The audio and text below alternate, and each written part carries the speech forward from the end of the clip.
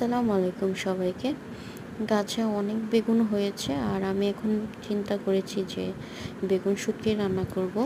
আর এর জন্য কিছুটা বেগুন নিয়ে নিলাম আর এটাকে আমি ভালো মতো ধুয়ে কেটে নিয়েছি বেগুন।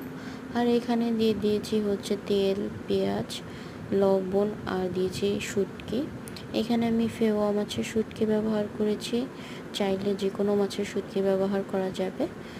আর এই তো দিয়েছিলাম একটু লবণ, আদা রসুন বাটা আর দিয়েছি সামান্য হলুদের গুঁড়া।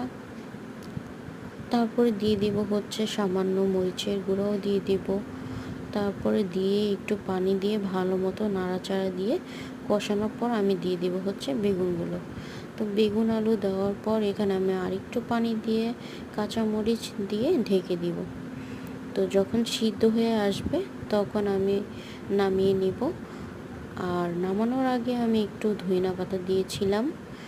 আর এই তো